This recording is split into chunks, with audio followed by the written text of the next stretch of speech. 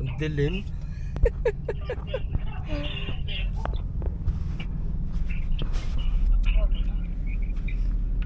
Kausap ko si Madam mga dre, no, na nag-snow ng araw dito sa sa Canada mga dre, no. Akala ko nauna lang sila sa Alberta mga dre, no. Gusto ko sanang kantsawan yung mga taga Alberta. Nag-snow na rin pala sa Montreal mga dre, no.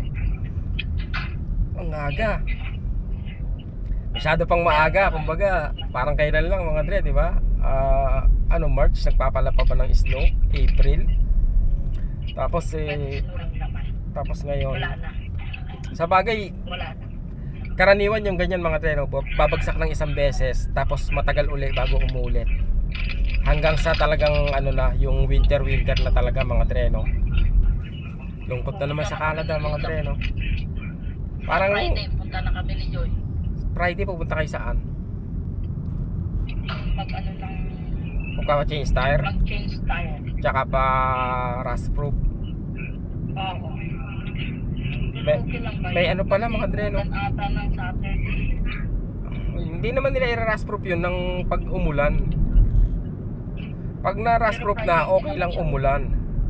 Maulanan. Oo. Sabihin mo, baka sabihin na naman nila, sabihin ka na. Ano? Biglang nabenta na. Nabenta na. Baka may binenta na yung sasakyan na Honda. Hindi po, hindi ibibenta yun. Yun lang kumbaga yung nagagamit yan sa Canada mga treno. Ayoko. Yan.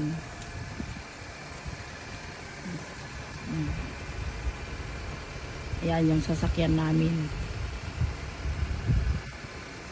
Sa mga nagsasabing binenta. Ayan po, nandito pa sa parkingan namin. Ito nga mga dre, no? Bali dinala ni Mrs. at ni Joy yung sasakyan sa talyer para palitan ng winter tire mga dre, no? Tsaka yung ginagawa ng lalaki ngayon, rust proofing. Protection yan sa asin mga dre, no, na nilalagay para matunaw yung snow during winter. Kasi kung hindi mo lalagyan ng rust proof mga dre, malaki yung tsansa na kalawangin yung ilalim ng sasakyan mo. Kaya napaka-importante niyan. At yung pagpapalit ng winter tire mga dre, ginagawa yan para hindi ka hulihin kasi may mandato tungkol dyan mga dre, no, sa Montreal mga dre.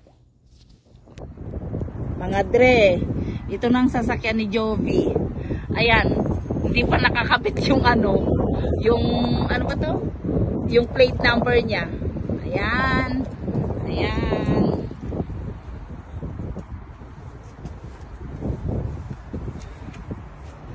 Ayan, yung driver nandoon.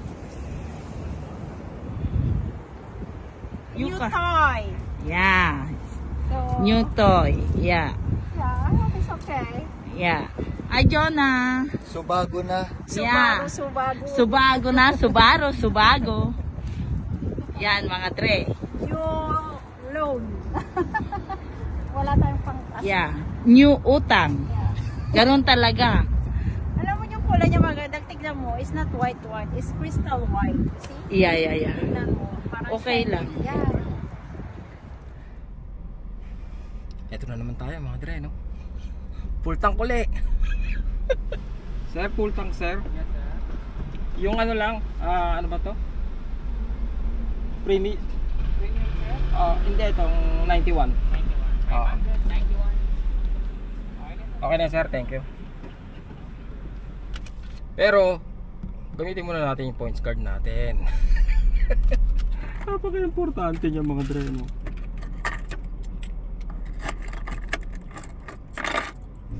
Pangit ng mga dre, no? Pangit ng network ng Globe. Akala ko dati Globe ang pinakamaganda. Magkano sir? 500 sir, no? Grab ba sir? Hindi.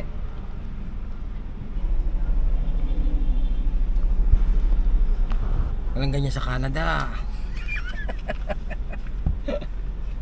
Alas, tigayan ang bumukas ng ko. Yun. My card. May Go Plus kayo sir? Meron sir. Oo. Dinownload ko na sir.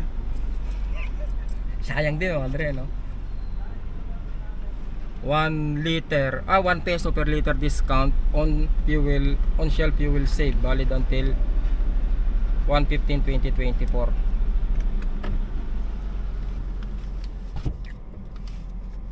Okay din to mga dre, no? Kaya lang may kamahalan yung gas talaga ng ano ng Shell, pero ayun lang, may mga discount naman sila mga dre, no?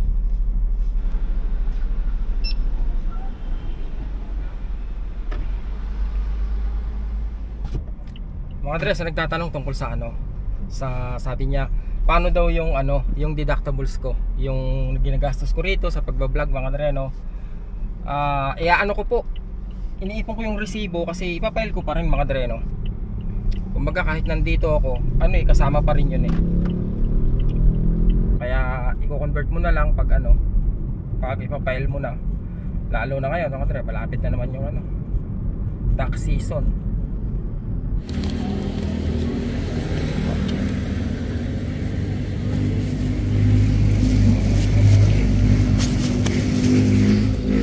Bili akong ano mga dre, tinapa tsaka daing na bangus para may pang ulam-ulam. Naubusan na ng ano isipin si mother kung ano lulutuin yung ulam. Thank you sir. 180 mga dre, no, para sa bangus at tinapa. Mahal na pala ng tinapa, no? Dati parang 20 lang yun 5 years ago. 5 years ago no? Ang bihira ako. Galing ako dito sa area mga dre, no? Kasi pinuntahan ko si paring Nunoy, si best friend. Kasi tatanong ko sana kung makakasama siya sa ano mga dre, no? Sa La Union. Kasi bala kong pumunta na ron ngayong ano, ngayong Friday mga dre, no? Sir, bala ko sana pumunta ngayong Friday mga dre, no? Mukhang ano, busy na siya sa pagre-repair kaya ewan ko kung makakasama pa mga dre, no? Baka ako na lang mag-isa, babiyahe lang ako. Mamaya pag-usapan natin pagdating sa sasakyan. Layo ng parking ko, no? Mas okay sana mga dre, no, kung may sasakyan pupunta doon, kaya lang medyo magastos sa gas mga dre, no? Tsaka masyadong ano ba yung biyahe, malayo. Kaya magbabas na lang ako mga dre, no? Hindi ko lang alam kung gugustuhin pa ni best friend na sumama mga dre, no? Lalo na ganyan, balik trabaho na siya dahil nga tapos na yung election, kaya may mga liga na uli mga dre, no? Kumbaga nag-continue lang yung liga ng mga basketball. O nga pala, nakalimutan ko ipakita mga dre yung pinadala ni Mrs. sa akin mga dre, no. Actually dapat pipick upin ko yun mga dre, no, sa airport doon sa Terminal 3. Nagpunta ako noon nung dating ni Gina, kasi nakabakasyon din ngayon si Gina mga dre, yung isang tropa sa sa Canada. Nagpunta ako ng Terminal 3 alas 8 ng umaga mga dre, no. Pagkatapos walang parking. Walang available na parking mga dre, no. So paikot-ikot ako doon, tapos I think nakalimang ikot ako mga dre, no. Inabot ako ng 2 oras nang hindi ako makakuha ng parking talaga. So nag-decide ako mga dre na na umuwi na lang. Tapos si Gina naman dumiretso ng La Union. Ngayon si Kevin mga dre, galing kasi sa La Union yun. Tapos kakauwi niya lang dito sa sa Los Baños, no. Kaya siya yung may dala ng package. Ano lang naman yun mga dre, no. Medication, gamot ko mga dre.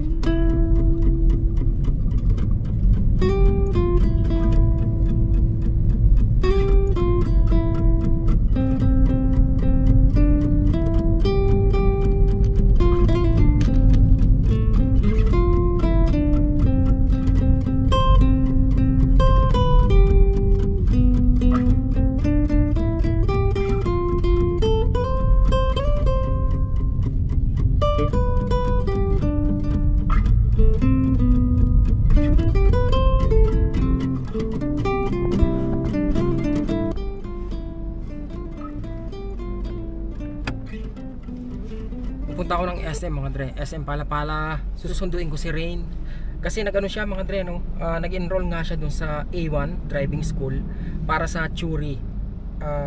Gusto niyang rito mga dre, no. Parang gusto niyang mag-practice mag-drive dito Pero sa Canada mga dre, no, nakapag-enroll na siya ng isang phase. Kumbaga yung second phase sa Canada mga dre, ano na siya noon, may magda-drive na siya mga dre, no. So ang gusto niya mangyari bago siya bumalik doon para ipagpatuloy yung pag-aaral, kumbaga kahit pa paano dito makahawak na siya ng sasakyan mga dre, no. Makapag-drive na siya rito. Kaya kumuha siya ng theory, tapos nag-exam na rin siya. After noon mga dre, kukuha siya ng siguro mga 3 o 5 oras na na practice driving mga dre, no. After noon, yun, siguro kahit pa paano may idea na siya, di ba? Kasi parang naisip ko mas maganda as starter, kumbaga first time mong hawak ng sasakyan, mas maganda na yung dalawa yung preno. Yung isa sa instructor, di ba? Mga bagong dating sa Canada mga dre, no, shoutout lang natin mga dre, no. Shoutout po kay Sir Artemio aka Archie, Dan Hara, Kenneth Glimart, si R. Laben, Felix JM, Ricardo, pati pala si Mrs. ko sir, si Sarah, at anak ko si Darren at Sian. Salamat ng maraming idol. Galing po yan kay kay Teams Gelbes Onairos Soriano. Soriano binaligtad mga dre, no.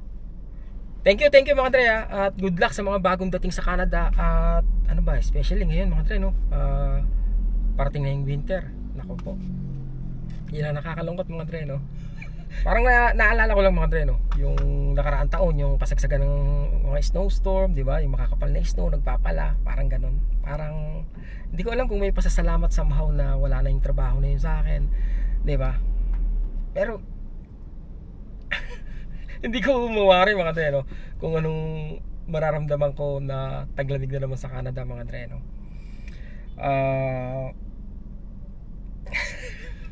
Nagsabi din mga dre, no, kumbaga tigilan ko na daw yung pagko-compare sa buhay sa Canada at saka sa Pilipinas, kasi parang walang intelligent discussion pagdating sa bagay na yun mga dre, no. At siguro totoo, di ba? Siguro totoo. Kasi meron din naman pong mga nandito sa Pilipinas na iniisip kung dapat pa silang Canada, di ba? But anyway, hindi masasagot ng ibang tao yung ganung bagay, di ba? Kundi yung taong aalis lang talaga yung makakasagot kung gugustuhin niya pa ba o hindi mga dre, no. Yun, mga nabanggit ko lang mga dre, no. Wala daw pong kainggit-inggit sa atin, sa akin mga dre, no. Walang kainggit-inggit sa akin. Kaya ba't daw may inggit? Tama naman, di ba? Di, totoo po yun, no. Wala kayong dapat ikainggit, kasi alam niyo naman na baon ako sa utang mga dre, di ba? Sasakyan dito, sasakyan sa Canada, upa, daming bayaran mga dre, no. Kaya wala pong dapat ikainggit mga dre, no. May nagsabi pa nga na sabi niya tungkol sa siguro may lamang pa credit card mo, no. Kaya ang lakas pa ng loob mo na nandiyan ka pa. Meron pa mga dre, no. Kasi nung nasa Canada ako, matipid nga ako mga dre, no. Hindi ako nagbibili ng mga lakos na damit o $50 na isang pirasong damit. Kaya kahit pa paano nakasave talaga ako mga dre, no, sa credit card man or sa pera. Kasi nga kuripot ako sa Canada mga dre, no. Kung mahilig ka sa mga, di ba, sa mga sapatos, sa damit na medyo mamahalin, baka ubos na nga yung laman ng credit card mo. Sa akin meron pa Tsaka ako naman magbabayad kung sakali, di ba? Rice, masarap na buko pie sa The Original. Next time mga dre, no. Next time naman, ayun naman titikman natin sa The Original mga dre, no. Sabi ni ni Bergie Gagaring, Romel Dairit, puro kahambugan na lang vlog mo, puro pasarap sa buhay, wala na ba iba rice, nak ng teteng? Meron pa namang iba sir, lipat ka ng ibang vlogger, pambira ka, ba't ka nagtsatsaga? Ayaw nyo ng ganitong vlog, pwede naman kayong lumipat sa iba mga dre, no. Okay lang yun, naintindihan ko kayo, diba? Ang problema yun, no, kumbaga hindi naman po kayo pinilit na manood sa akin mga dre, no. Wala namang pumilit sa inyo. Kaya salamat po, no, na minsan napadaan kayo sa channel ko. At okay lang mga dre, no. Ganun talaga diba? Don't mock your viewers whether you like what they are saying or not, kasi kung hindi dahil sa kanila, you won't be where you are right now. Honestly, their views is your gain. Masyado ka ng airhead unlike before. Ang taas mo ng magsalita. Dapat tinitake mo yung criticism by heart kasi you learn from it.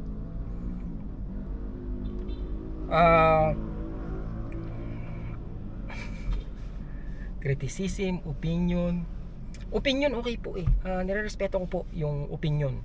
Gaya ng sabi ko mga dreno, kung sinasabi niyo pong mayabang ako, kumbaga puro na lang kasinungalingan yung pinagsasabi ko, opinion niyo po yun, no? Kumbaga kayo yung nakakakita sa akin, kayo yung nakakarinig sa sinasabi ko. So kung yun yung opinion niyo tungkol sa akin, I think wala akong magagawa mga dreno. Maaaring hindi ako sumang-ayon sa opinion niyo, pero hindi ibig sabihin nun ay hindi ko tinatanggap yun o nire-respeto mga dreno. Wala pong problema sa opinion. Wag lang yung mga dreno, kasinungalingan. Gagawa kayo ng kasinungalingang istorya, tapos isusubo nyo na parang yun yung totoo. 'Di ba? Yung mga ganon mga dre, na kesyo napatanggal kami sa Canada or na-deport kami, may problema kami kaya nandito kami sa Pinas, yung parang ganon.